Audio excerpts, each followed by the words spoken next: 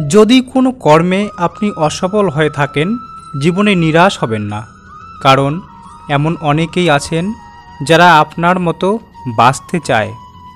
যে কোনো অসফল ব্যক্তির কাছে যদি আপনি অসফলতার কারণ জানতে চান, উত্তরে অবশ্যই তিনি বলবেন, ভাগ্য খারাপ ছিল তো, তাই সফল হতে পারিনি।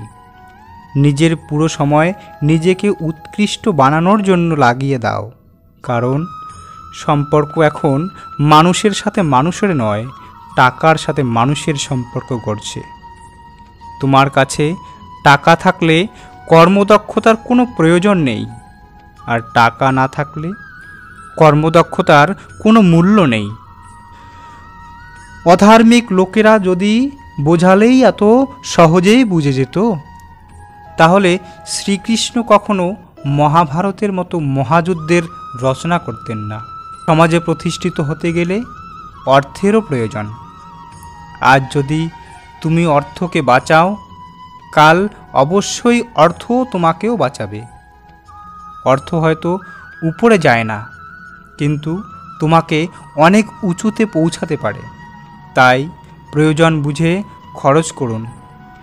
যে ব্যক্তি অন্যকে সহায়তা করেন, তাকে প্রতিনিয়ত কষ্টের সম্মুখীন হতে হয়।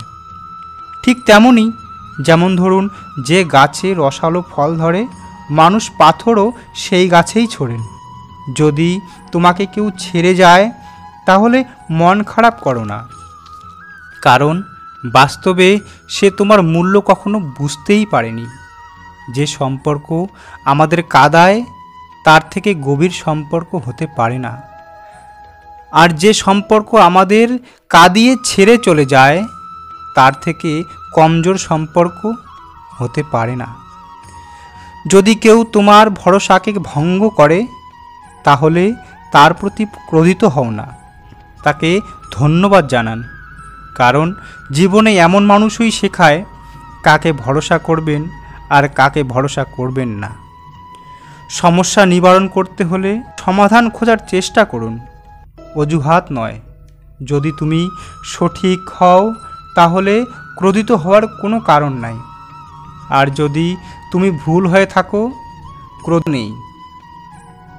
নিজের ভুলকে মেনে নেওয়ার সাহস রাখো। শ্রীকৃষ্ণ বলেন, হাওয়া সর্বক্ষণ একই দিশায় প্রবাহিত হয় না। মানুষের ভাগ্যও ঠিক তেমনই, সর্বদাই একই রকম থাকতে পারে না। সেই জন্য খারাপ সময়ে নিরাশ হবেন না, সঠিক সময়ের অপেক্ষা করুন, অবশ্যই ভালো দিন আসবেই। নমস্কার বন্ধুরা, আজকের ভিডিওতে এতটুকুই। মিলবো আরেকটি নতুন ভিডিও নিয়ে। ভালো থাকবেন, সুস্থ থাকবেন। ভিডিওটি ভালো লাগলে লাইক, শেয়ার, কমেন্টস করবেন, সাবস্ক্রাইব করবেন আমার চ্যানেলটিকে। জয় শ্রীকৃষ্ণ।